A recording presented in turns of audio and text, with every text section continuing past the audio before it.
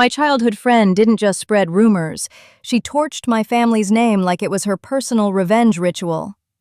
Lies twisted into weapons, accusations thrown like grenades, and she smiled while watching everything burn. Blankets.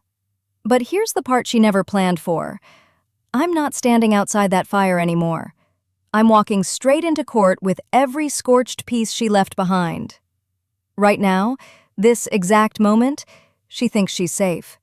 She thinks the judge will see me as the broken one. She thinks her little performance will hold.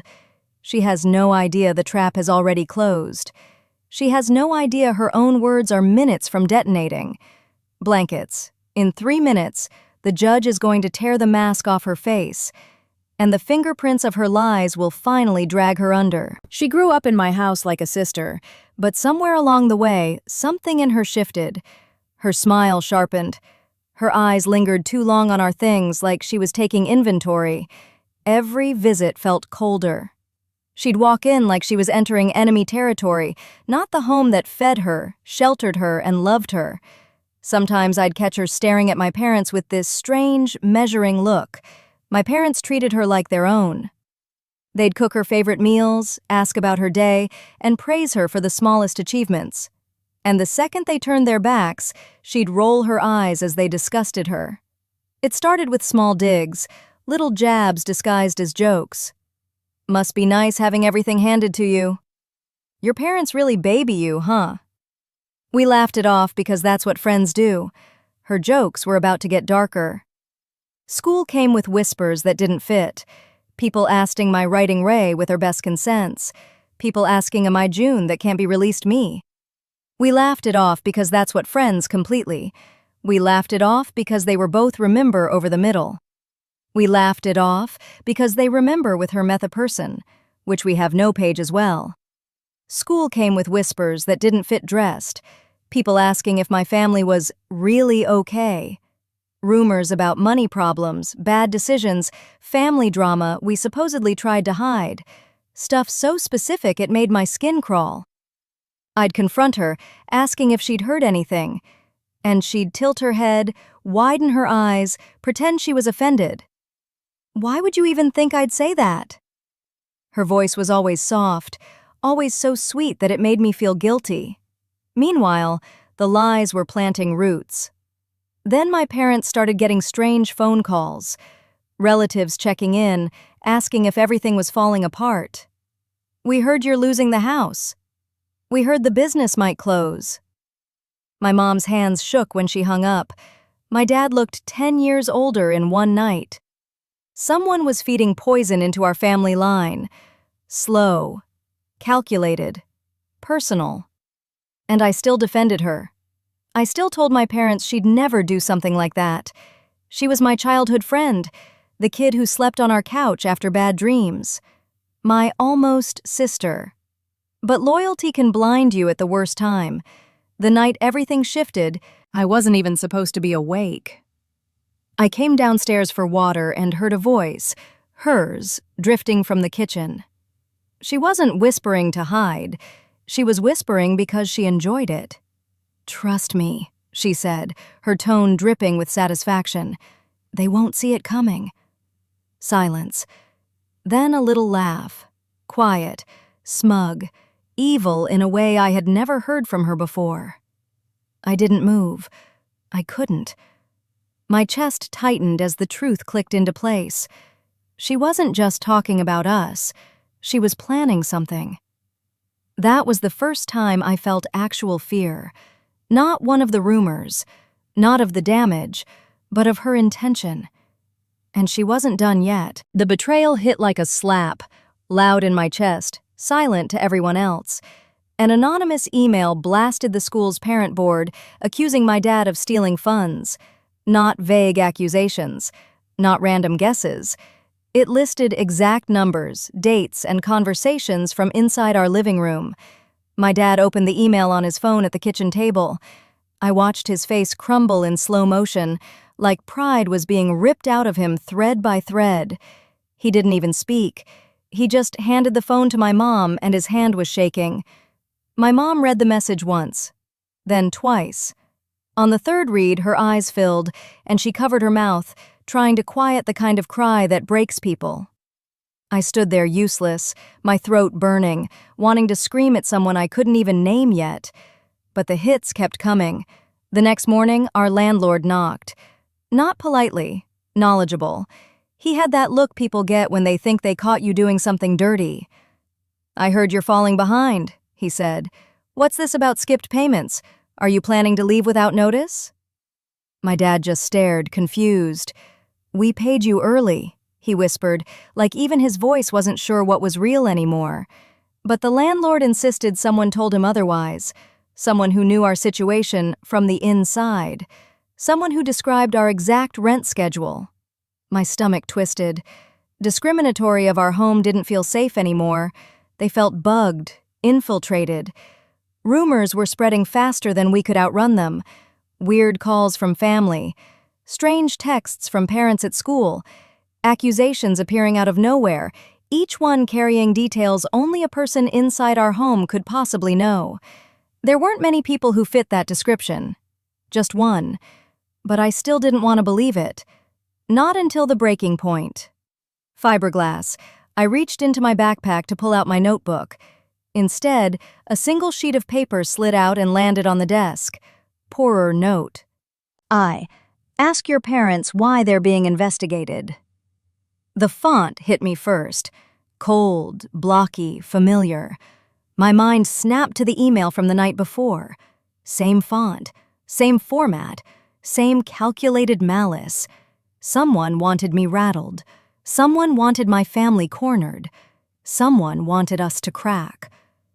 I looked up, heartbeat pounding in my throat, and that's when I saw her, standing across the hall, leaning against a locker like she had all the time in the world, arms crossed, canceled on me.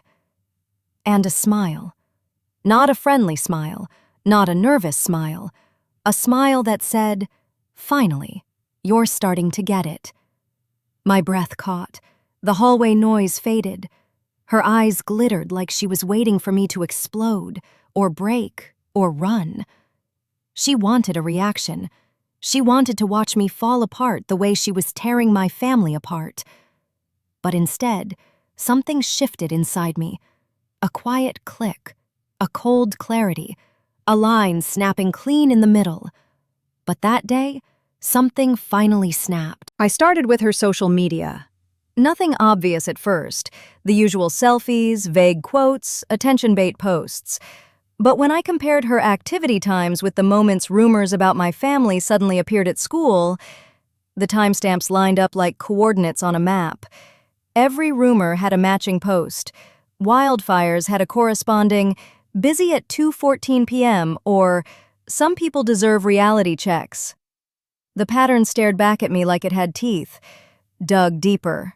Communications from her public comments led me to tagged posts, and from those, I found chats she didn't hide well enough. Vague updates she sent someone. "Bracelet. They're stressing. It's working. You'll hear more soon." Updates about my family, like we were some twisted project she was monitoring. But the real break came from something stupidly simple. An old shared cloud folder from a school project, one we hadn't used in years. She forgot to unlink her files from it.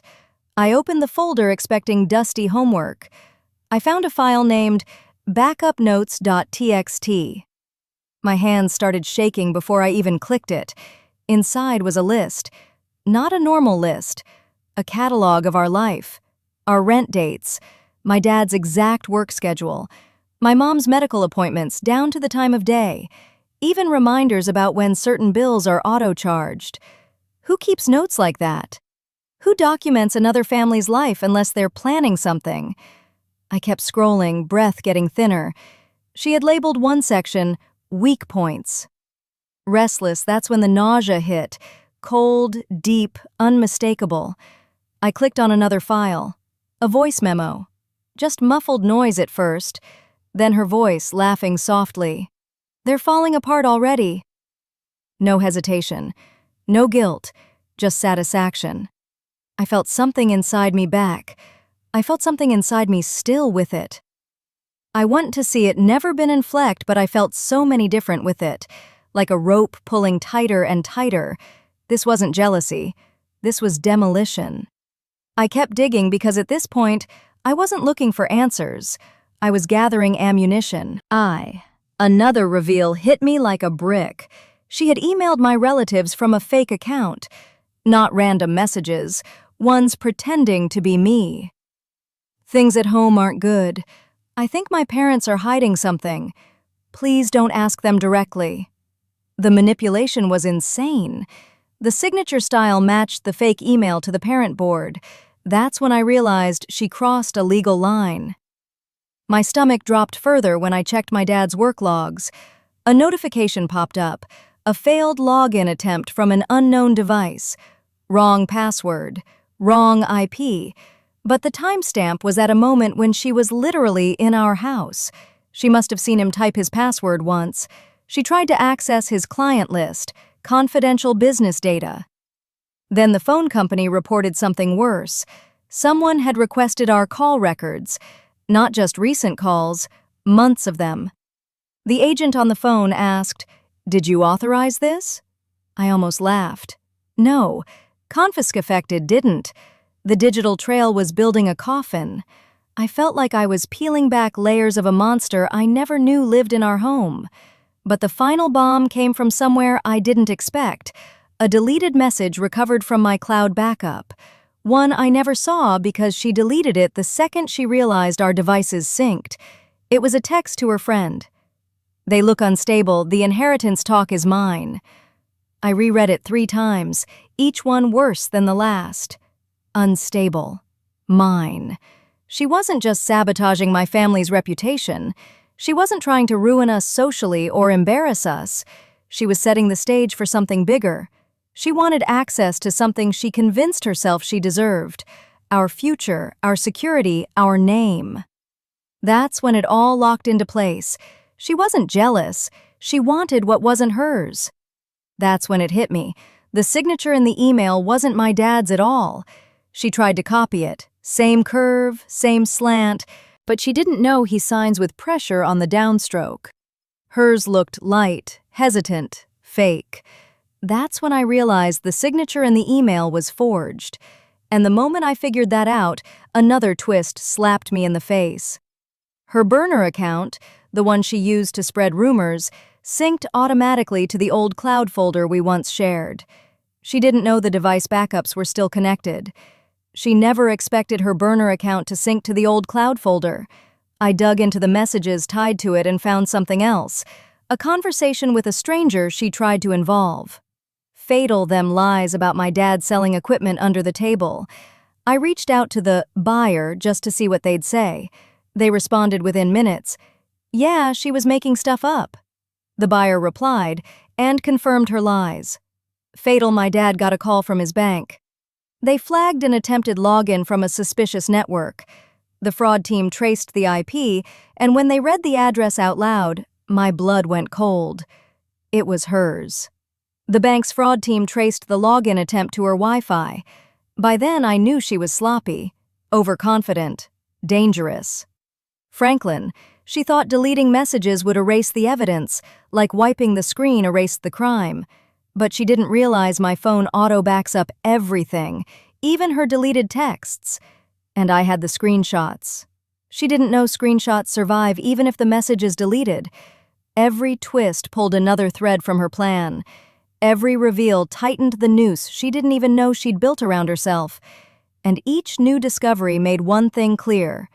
She thought she was playing chess, but she left her king exposed from the first move. The judge walked in with a calm face that didn't soothe anyone. It warned of storms. A kind of quiet authority that made even the walls straighten up. My heartbeat synced with the hush that fell over the room. Her lawyer stood immediately, rushing into excuses before the case even started. Something about misunderstandings, something about youthful mistakes, something about context. But the judge didn't entertain a single word of it. He lifted one hand, just a simple wave, and her lawyer's voice died mid-sentence. The silence that followed was sharp enough to cut through the air. "Show the first file," he said. Not loud, Not emotional, just final. And the entire room tightened like everyone suddenly forgot how to breathe. The screens lit up one by one, each file punching the air out of the room. Her notes appeared first, neat, organized, obsessive. Every timestamp matched the exact moments our family's reputation took another hit. Kang file felt like a knife turning. She tried to keep a smile, but it twitched, faltered, then died entirely. The judge leaned forward, elbows on the desk, eyes tracking every detail on the screen. He wasn't impressed. He wasn't confused. He was already connecting dots. My lawyer switched to the forged email next. Split screen, her email on the left, my dad's real signature on the right. Even from the back row, the difference was glaring. Hers was sloppy, rushed, like she practiced and still failed. And note the phrasing, my lawyer said. Same structure, same favorite words, same passive-aggressive tone. Metadata popped up beside it, her laptop name, her login time, her IP address. The courtroom reacted with a collective exhale as everyone realized at the same moment how deep this went. Then the burner account synced. Right there in real time, her username, her messages, her device ID, all flashing like warning lights. Someone gasped loud enough to echo, her face drained of color. Her lawyer tugged at his collar, trying to pretend this was still salvageable. And then the voice memo played. Her laugh spilled through the speakers, low, cold, delighted. They're falling apart already. You could feel the disgust ripple through the room. A mother in the back muttered something under her breath. A father shook his head. Her lawyer jumped in, voice cracking, "Your Honor, this was clearly a joke." The judge didn't let him finish. He raised a brow, a single gesture slicing the excuse in half. A joke with victims? Silence swallowed the room again. Then my lawyer opened the inheritance message, the one she tried deleting, the one she hoped would stay buried. It read, "Flooring, once they look unstable, the inheritance talk is mine." No gasps this time, no whispers, just shock, thick, heavy, brutal.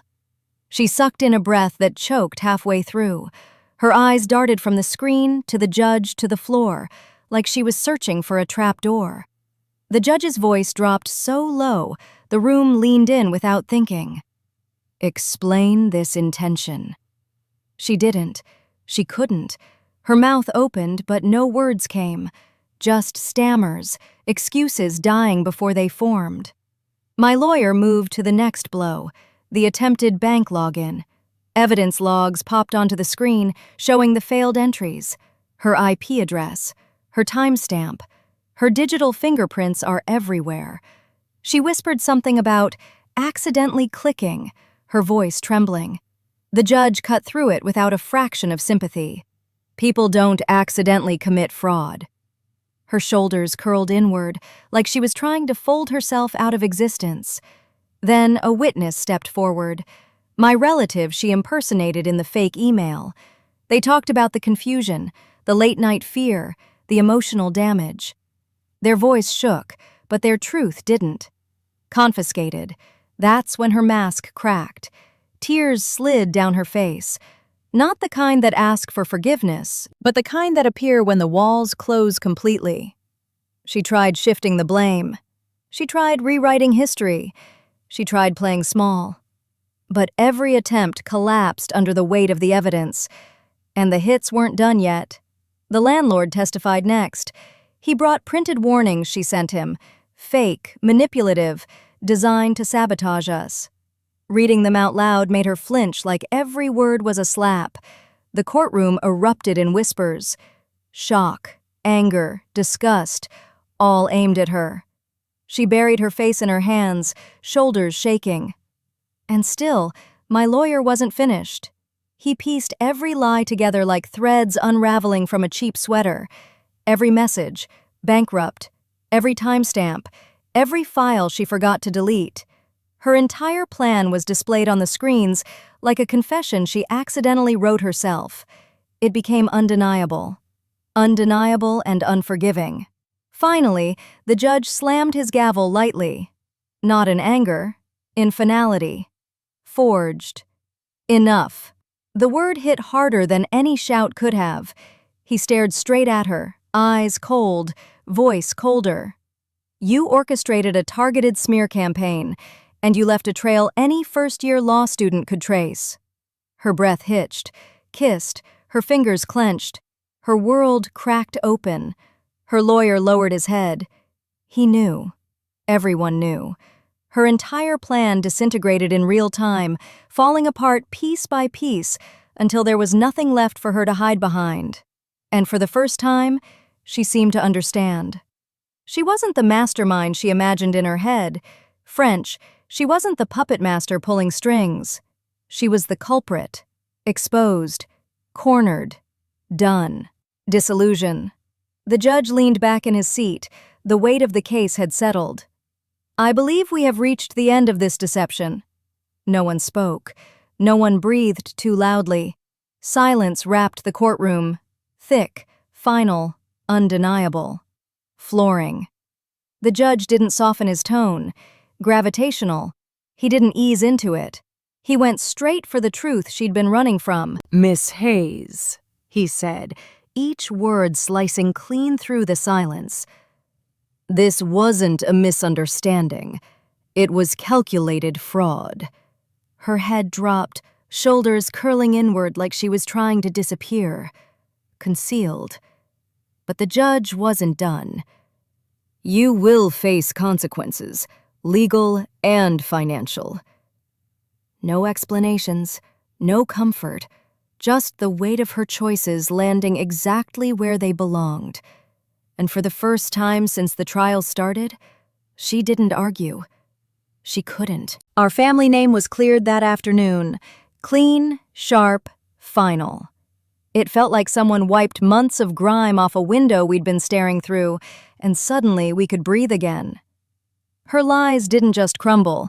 They collapsed in on themselves, exposed in broad daylight with nowhere left to hide. Every file, every message, every twisted trick she tried to bury was laid out for the court to see. No more whispers behind our backs. No more calls asking if we were okay. No more pity disguised as concern. We walked out of that courtroom different. Not triumphant, not gloating, just whole again. My parents walked beside me with their shoulders a little higher, their steps steadier, their dignity restored piece by piece. Her attempts to crack us had only fused us tighter than before, stronger where we used to be fragile, united where she hoped we'd fall apart.